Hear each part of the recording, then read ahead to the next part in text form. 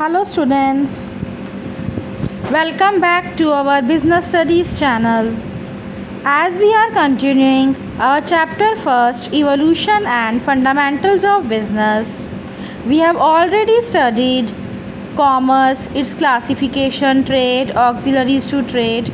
So now it's turn for our next topic, role of commerce in removal of hindrances in the process of exchange. यहाँ पर students hindrances का मतलब होता है restrictions, मतलब क्या क्या रुकावटें आती हैं, क्या क्या प्रॉब्लम्स आती हैं जब हम ट्रेड वगैरह करते हैं।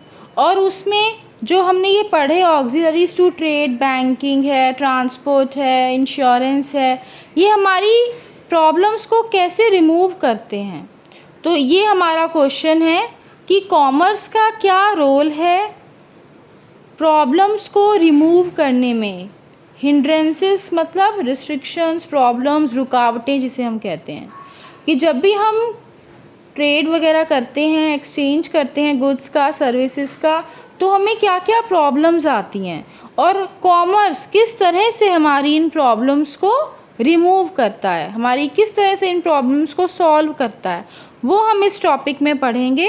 Role of commerce in removal of hindrances in the process of exchange. तो यहाँ पर सबसे पहला इसमें पॉइंट है ट्रेड। कॉमर्स में हमने पढ़ा ट्रेड, और ये ट्रेड हमारी कौन सी प्रॉब्लम सॉल्व कर रहा है? It removes the hindrance of persons. अगर मान लीजिए एक अकेला सिंगल पर्सन है तो वो सब चीज़ें कहाँ से लेगा, है ना। उसे सब चीज़ें चाहिए, मान लो उसे खाने की चीज़ भी चाहिए, पहनने के लिए भी चाहिए, उसे घर बनवाना है तो उसका भी सामान चाहिए, ब्रिक, सीमेंट। अब ये सब चीज़ें वो अपने घर पे तो पैदा नहीं कर सकता, नहीं बना सकता, नहीं उगा सकता, तो उसे बाहर से लेनी पड़ेंगी। ऐसे ही मान लीजिए हम कोई चीज़ का बिज़नेस कर रहे हैं, तो अगर हमारे पास कस्टमर्स ही नहीं आएंगे, हमारी चीज़ कोई ख़रीदेगा ही नहीं, तो भी हमारी चीज़ बिकेगी नहीं, तो हम प्रॉफिट कहाँ से कमाएंगे, हम कमाएंगे कहाँ से, और अगर हम कमाएंगे नहीं तो हम खाएंगे कहाँ से। तो ट्रेड, जो कॉमर्स का सबसे पहला पार्ट है ट्रेड, वो हमारी कौन सी प्रॉब्लम सॉल्व कर रहा है? रिमूव्स हिंड्रेंस ऑफ पर्सन्स, कि अगर लोग होंगे तो कोई सप्लायर बनेगा, कोई कस्टमर बनेगा, कोई बैंकर बनेगा, कोई इंश्योरेंस कंपनी वाला होगा, तो कोई हमें क्लोथ्स वगैरह सेल करेगा, कोई में फूड आइटम सेल करेगा। तो हम डिफरेंट गुड्स और सर्विसेज डिफरेंट पर्सन से ले सकते हैं, आपस में एक्सचेंज कर सकते हैं। तो ट्रेड हमारी कौन सी प्रॉब्लम सॉल्व कर रहा है? पर्सन्स की, by making the goods available to the consumers from the producers, कि जो गुड्स बना रहे हैं उनसे हम ख़रीद लेते हैं, और जो गुड्स हम बना रहे हैं हमसे कोई ख़रीद लेता है। तो ये क्या हुआ? एक्सचेंज हुआ गुड्स का, प्रोड्यूसर से कंज्यूमर्स में। तो ये तभी पॉसिबल है जब ट्रेड हो। तो ट्रेड जो है कॉमर्स का जो पार्ट है, वो हमारी कौन सी प्रॉब्लम सॉल्व कर रहा है? It removes the hindrance of persons. इसी तरह से नेक्स्ट आता है transportation. Transportation removes hindrance of place. Transportation हमारी कौन सी प्रॉब्लम सॉल्व कर रहा है? प्लेस की। कैसे? गुड्स हमारे जहाँ पर बनकर तैयार हैं वहाँ से मार्केट तक पहुँचाने में कौन हमारी मदद कर रहा है? ट्रांसपोर्टेशन। तो ट्रांसपोर्टेशन हमारा ऑक्सिलरीज टू ट्रेड में आता है। तो ये कॉमर्स की इम्पॉर्टेंस हम पढ़ रहे हैं कि कॉमर्स किस तरह से हमारी सारी प्रॉब्लम सॉल्व करता है। तो उसमें हमने सेकंड पॉइंट पढ़ा ट्रांसपोर्टेशन। ट्रांसपोर्टेशन का मतलब है movement of goods from one place to another.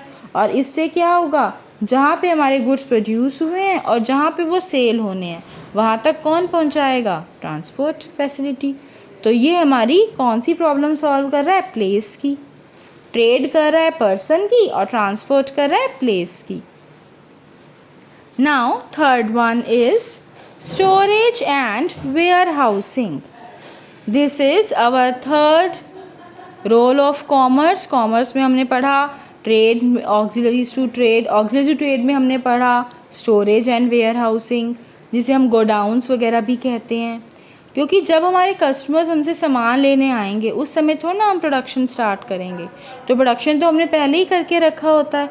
अब पहले जब हम प्रोडक्शन कर लेंगे, अब सारा सामान तो शॉप पे आ नहीं जाएगा, तो हम कुछ सामान कहाँ रखते हैं, गोडाउन्स वगैरह में रखते हैं, तो उसे बोलते हैं स्टोरेज एंड वेयर हाउसिंग। तो ये हमारी कौन सी प्रॉब्लम सॉल्व कर रहा है, hindrance of time. Hindrance of time का मतलब क्या है कि जिस समय हमें गुड्स चाहिए होंगे उस समय हमें तैयार मिलेंगे गोडाउन में पड़े हुए, है ना। तो by facilitating holding of stock of goods to be sold as and when required. जब मार्केट में गुड्स की डिमांड होगी, हम स्टॉक अपना जो रखा हुआ है गोडाउन्स में वहाँ से ले आएंगे और उसको सेल कर देंगे। तो इससे हम टाइम सेव कर पाते हैं। तो ये हमारी कौन सी प्रॉब्लम सॉल्व कर रहा है, hindrance of time. Now students, commerce के रोल में नेक्स्ट हेडिंग आता है इंश्योरेंस। ये भी हमने ऑक्सिलरीज टू ट्रेड में पढ़ा था। इंश्योरेंस में क्या होता है, हमारा रिस्क जो है वो रिमूव करते हैं। इंश्योरेंस का मतलब है hindrance of risk. Goods held in stock as well as goods in course of transport are subject to risk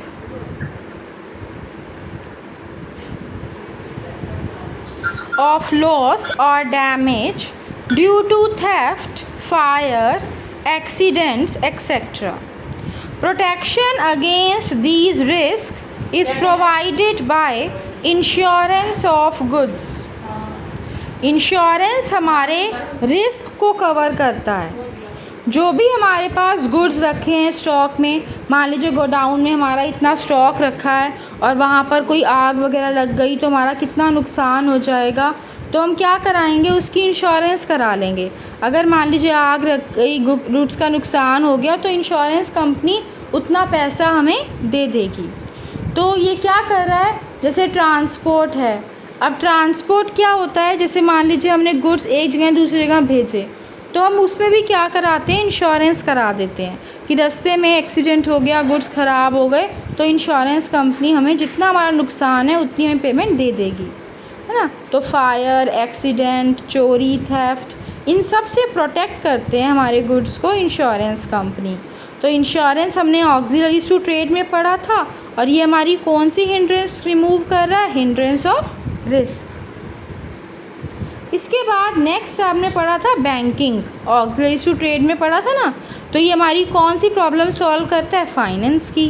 business में हमें कैपिटल इन्वेस्टमेंट करनी होती है, पैसा चाहिए होता है बिज़नेस करने के लिए, तो ये हमारी बैंकिंग इंस्टीट्यूशंस जो हैं, फाइनेंसिंग इंस्टीट्यूशंस जो हैं, ये लोन वगैरह प्रोवाइड करके हमें ये क्या करते हैं, हेल्प करते हैं, जिससे हम अपने बिज़नेस के खर्चे सारे पूरे कर सकें। तो फाइनेंस की जो प्रॉब्लम है वो हमारा बैंकिंग सॉल्व कर देता है। इसके बाद सिक्स्थ आता है एडवर्टाइजिंग। ये भी हमने ऑक्सिलरीज टू ट्रेड में पढ़ा था। एडवर्टाइजिंग हमारी कौन सी प्रॉब्लम सॉल्व कर रहा है, इन्फॉर्मेशन की। अब कस्टमर्स को गुड्स परचेज़ करने हैं, कोई नया टीवी ख़रीदना है, कोई नया फ़ोन ख़रीदना है, किसी को नया वॉशिंग मशीन ख़रीदनी है, फ्रिज ख़रीदना है, माइक्रोवेव ख़रीदना है, कोई भी चीज़ ख़रीदनी है, तो आप क्या कर सकते हैं, आप पहले एडवर्टाइजमेंट्स वगैरह देख के उन प्रोडक्ट को देख सकते हैं, उसके बारे में सारी इन्फॉर्मेशन कलेक्ट कर सकते हैं, उसके प्राइस वगैरह, उसकी फ़ीचर्स वगैरह। तो ये सब चीज़ें देखने के बाद आप गुड्स परचेज़ कर सकते हैं। तो कंज्यूमर्स को एडवर्टाइजमेंट हेल्प करते हैं, इंफॉर्मेशन प्रोवाइड करते हैं। तो ये हमारा इसमें इस क्वेश्चन का लास्ट पॉइंट था, एडवर्टाइजिंग। जिनका सब्सक्राइब बटन रेड कलर का है वो चैनल को सब्सक्राइब करने के लिए उस पर क्लिक करें और बेल आइकन भी प्रेस करें।